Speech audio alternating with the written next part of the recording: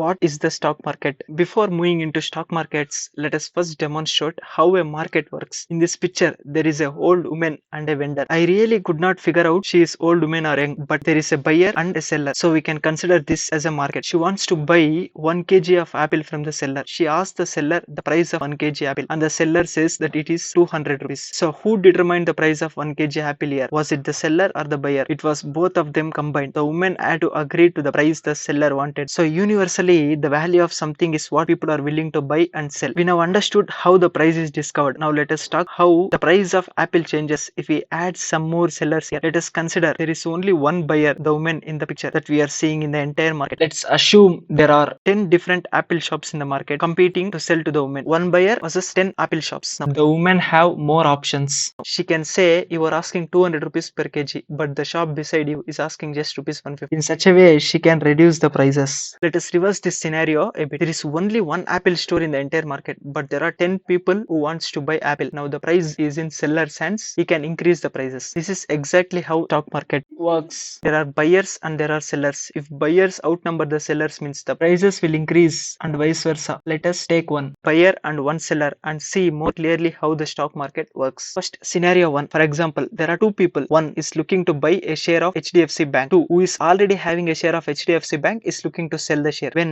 one places a market order, means the current best price for a buyer will be executed. The best price for a buyer is always the lowest price of a stock. Second, who is looking to sell HDFC share will place a market order to sell HDFC share. The order will be executed in the best price for a seller. The best price for a seller is highest price anyone is willing to pay. When both these people place an order to buy and sell, the orders will go to the exchanges through brokers and the exchanges will match your orders and the trade will be executed. Now let's talk about scenario 2. In this case, the same two people are looking to trade with limit order. Earlier they traded with market order. The buyers will buy where the sellers is selling and vice versa. The seller will sell where the buyer is buying. In limit order, the buyer will place a limit. For example, HDFC Bank market price is 1623, but the buyer places a limit order at 1600. It means the order will be executed only if price comes to 1600 rupees, or else the order won't be executed. Whereas if you look at seller's perspective, the seller will place a limit order to sell HDFC shares at 1700 because the seller will gain if he sells to higher price. If there are no buyers at 1700, means the trade will not be executed. So to conclude, the price we see is just determined by the buyers and sellers participation on any given day. The real value of a share price can only be estimated by proper analysis of company's business and their financial documents.